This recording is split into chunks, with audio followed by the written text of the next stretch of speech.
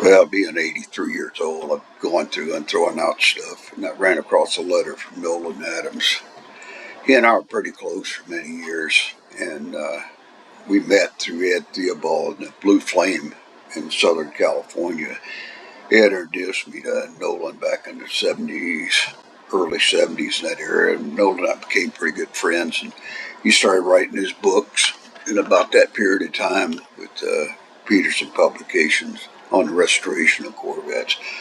I had a couple of solid axles up until that time, and anyhow, found out he only lived a town down from me. He lived in Albany when I was living in San Pablo, so we became pretty close, communicated a lot. Anyhow, Nola got me in the NCRS back in '75.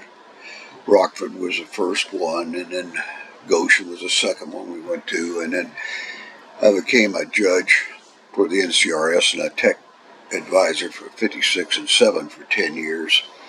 In 1985, I was revising the judging format because they were given group number. They were given different sections of the vehicles, and judging is as a point for that whole area. And I was going to break it up into components relative to specific areas in each department: body, the interior, engine, things of this nature.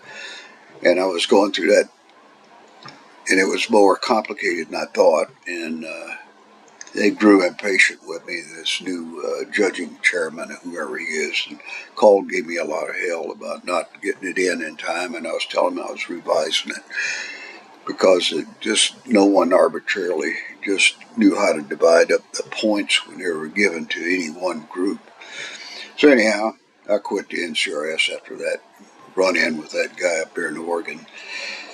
And later I became a Ford man. They gave me a contract, which Chevrolet never did, and they gave me a lot of equipment and got a lot of help from them through Ford, through Watson Engineering, and through Roush too. So I was better off with the Ford people, and that's why Nolan, in the end of his letter, said something about me being a Ford guy, and just thought I'd make that clear. Yeah, the shirt was my old judging shirt I had for 10 years when I was with the NCRS. Yeah, that was it. And just thought I'd document it as history is. And anyhow, Nolan found my car up at Chip Miller's auction they were having up there at Carlisle, Pennsylvania. And that's what these photos are of the guy I sold it to was selling the car there. And it ended up going back to California, which is the best thing in the world for it. So glad to see it got moved to California again.